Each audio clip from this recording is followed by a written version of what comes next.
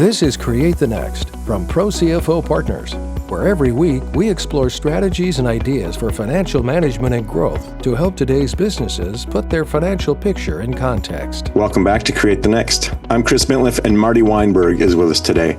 And Marty, I'm looking forward to our conversation because we're talking about projections, which is, I think about a lot of conversations Nelson and I have had around the value of knowing where you're headed, strategically where you're headed, and that we can't always just be in the moment, solving the moment's problems or thinking about the moment's issues.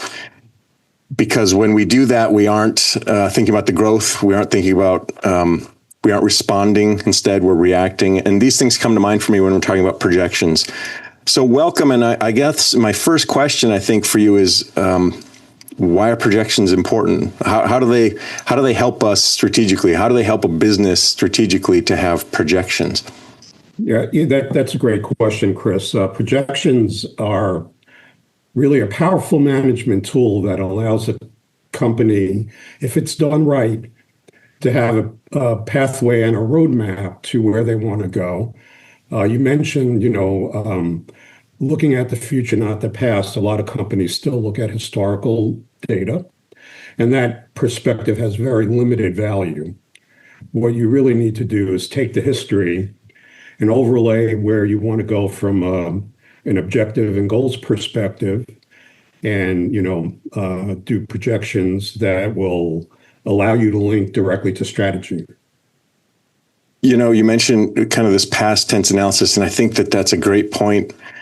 And it's almost a lot of, especially small and mid-market organizations, are almost wired to really indulge in where they've been, and all of their spreadsheets and all of their reports and all of their metrics say, well, last quarter we did this.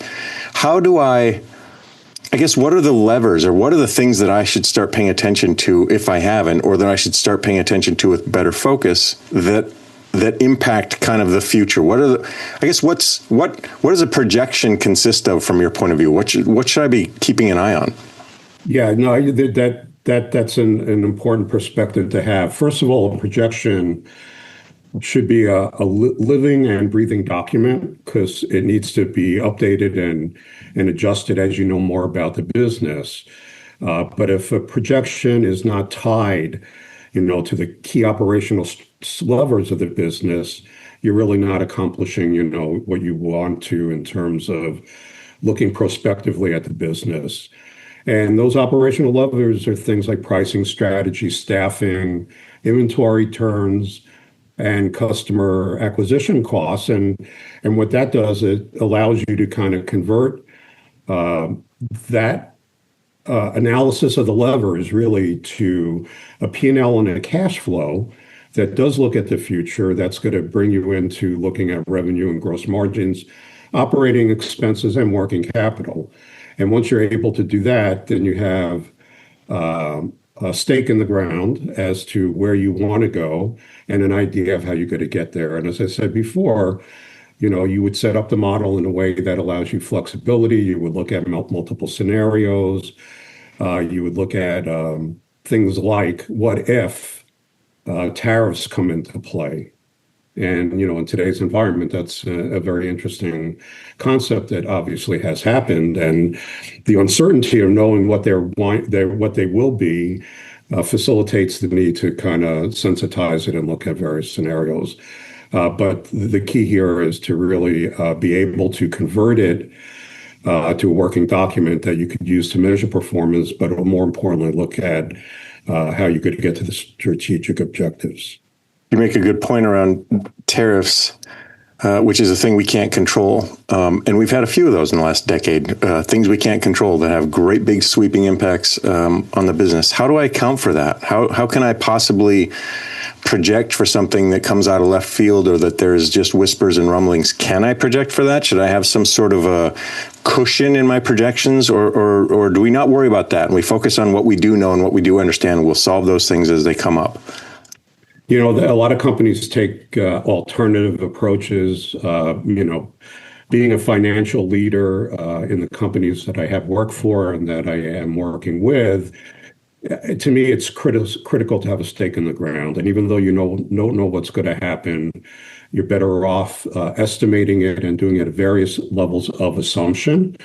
Now, that may not drive an action plan because you can't take action based on assumptions, but it'll at least give you information that you'll need to actually make a decision once that piece of data is formalized and finalized. How far out should I be projecting? Should I be thinking quarterly? Should I be thinking 3 to 5 years? We talk about a strategic plan that's maybe 1 to 3 to even 5 or even 10 years. How far out should my financial projections carry me?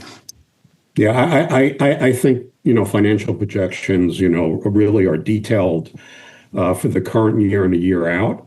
And then you could, roll them forward for the next 2 years. The projections that you're putting together really are a roadmap of what your strategic plan is, right? It's going to tell you a story about the business if you do it right, and that's what you're looking to do. I think there's a couple ways to think about strategy in this context. One is you said strategic plan. This is our goal. These are our strategic plans. And here's where our projections help us to see that in focus. Or reverse engineer it. These are our projections. And based on those projections, strategically, we might be here. I think that's an important nuance. And I think there could be error in one of those ways. What do you think? So I always look at it as for lack of a better word, a top-down, bottom-up approach. You do need to start with the goals and objectives of the business. You do need to understand, where you're at, and then next where you want to go, and then you could put, a model together. Certain things you'll know factually, certain things you're going to have to make assumptions on. And those assumptions and those facts could change dependent upon, where you want to take the business. And it's a good tool because you may think you want to take the business somewhere, and you may find out that's going to require a lot of investment. And you put the investment in, and that will facilitate you getting to where you want to go. Or maybe at this stage of where the business is at, you need to do it by taking step by step. And you have less of financial flexibility to invest heavily in the business, but you could get to phase 1 and then stabilize and then move on to phase 2. But knowing where you want to go is critical. So obviously, first I need a strategy. I need to have some goals, which a lot of us don't have. A lot of us are sort of winging it or figuring it out, or our goals are so grabbed out of thin air, some percentage we want to hit without anything based in reality. We're not going to have a whole conversation around how do we build a long-term goal or a strategy, but talk to me a little bit about that. When you're working in an organization, how do I start to become a strategic-minded organization so that these projections have value and that they're sensible someplace? Do I need to hire a consultant? Do I need to spend a week in a workshop with executives? How do I start to think strategically about my future? Yeah, it's a collaborative effort, between the CEO of a company and their financial advisor. And that effort needs to be able to be filtered out. And just having discussions about where you are and where you need to go will lead to further discussions about what might make sense, where you might need to make a turn, where do you need to, speed up or slow down.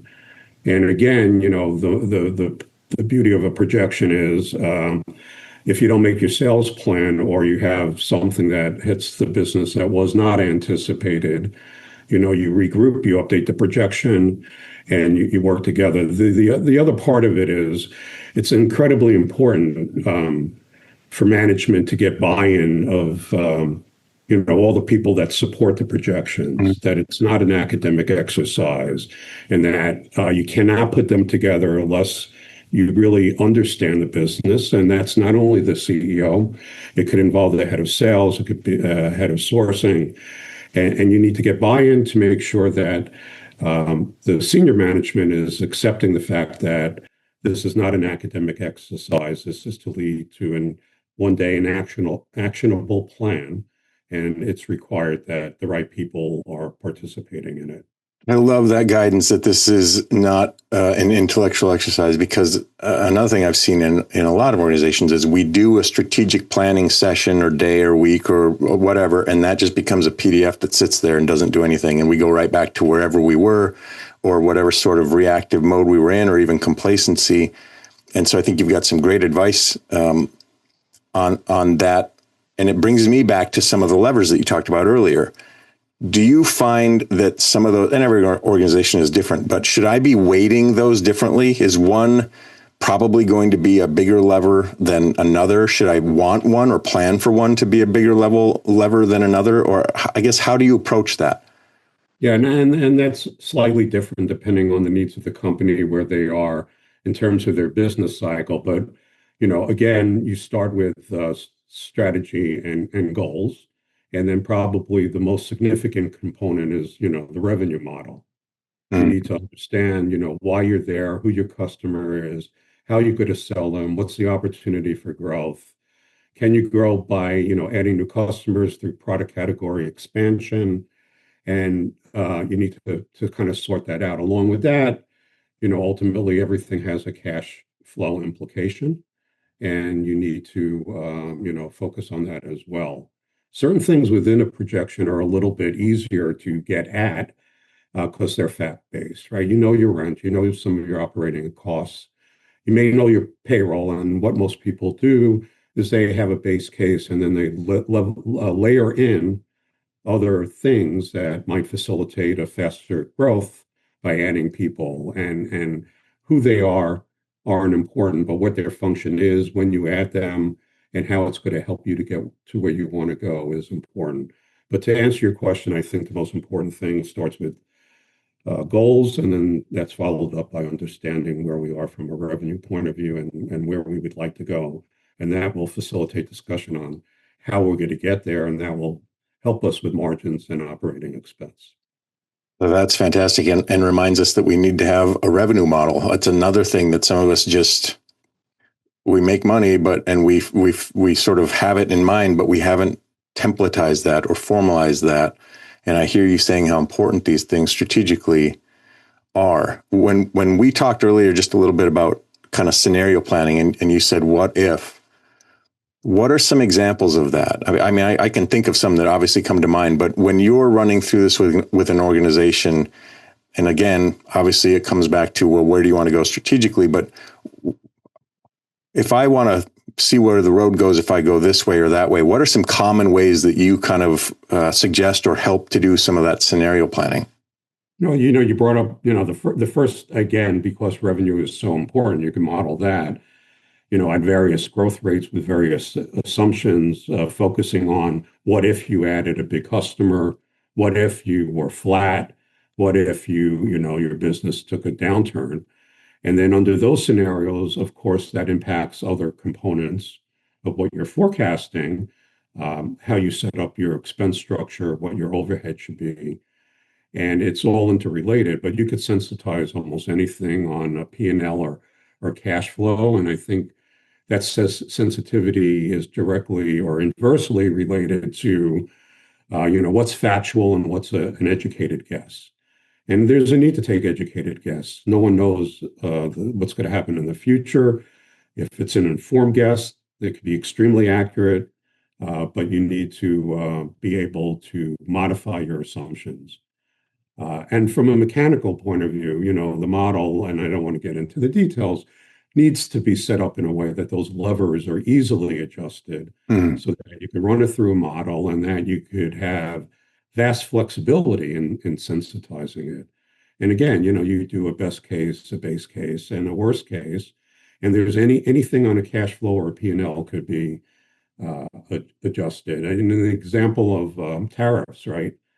We know where tariffs started when the election happened, and then we saw it change, and then we saw it change again, and then we weren't certain where it was going to go. So gross margin is an excellent line in something that's so important to say, what if, right, the tariff went from A to B? What's the implication on the profit and loss statement and cash flow? A couple of years ago, there was huge and sudden increases in freight rates and product coming out of China. And that, it used to be a couple of $100 a vessel, and it went up to $1,800 a vessel. Huge increase that could, really hurt or help a company if it's a controlled cost. And, that also had to be estimated and modeled. And it's not easy because no one knew. It was a function of supply and demand and market conditions. But if you didn't know, your worst case and you didn't have an opportunity for the best case, it would be, hard to forecast. And another reason these are very important, it provides confidence to, third parties like, banks and investors, boards. And if you don't have that perspective on the business, one, you don't look like you have a handle on the business. And two, it's incredibly important to have those constituents understand what's happening because they're your allies in what's going on in the business. A great point. And we just had an episode last week around how important it is that you almost treat your company like you're going to sell it tomorrow, or you could, which sort of requires you to have your numbers and your state of existence, your now state well understood. And when you can combine that with a strategy, with goals, I hear you saying now your projections have a ton of value. I was working with an organization once, and a leader stood up with the sales team, and he had this really amazing Excel doc, and he said, "This is where we are, everybody, and this is what's status quo for us, and this is normal. Look at if this one thing," I think it was a close rate or something, and he had it down to if we can close, 5 more a day or something like that. Look at what happens, and the entire organization could see, oh wow, like look at the change, look at the impact of that. And then he said, well, and here's what happens if the opposite happens.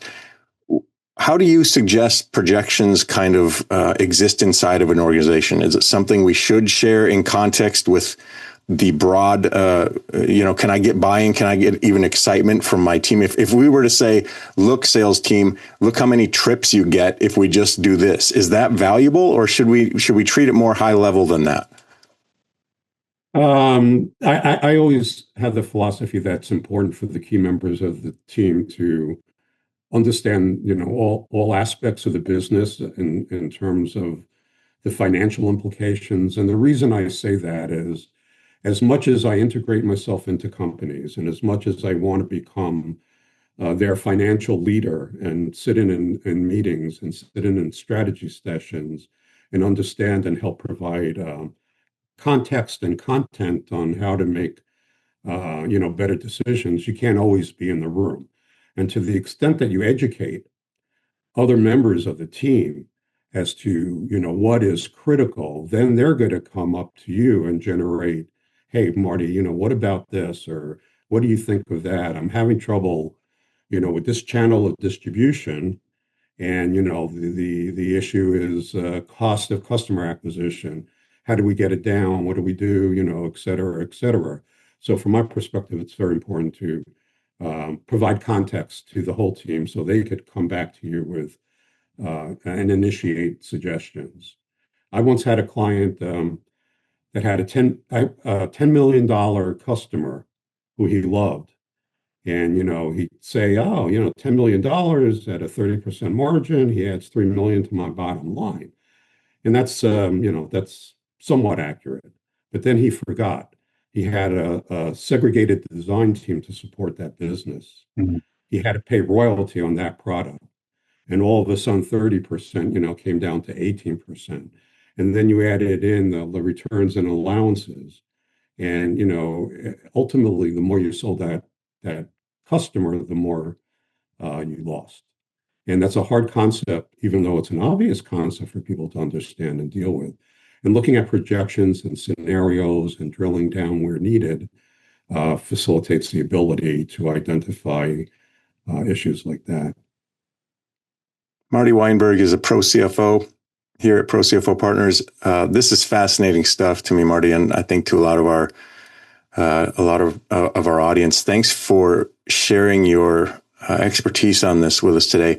And I actually have some more questions on each one of these sort of components. So I hope you'll come back and kind of, dig into some of the nuts and bolts on this a little more granularly, because I think that there's some interesting things to know there and some mistakes to avoid.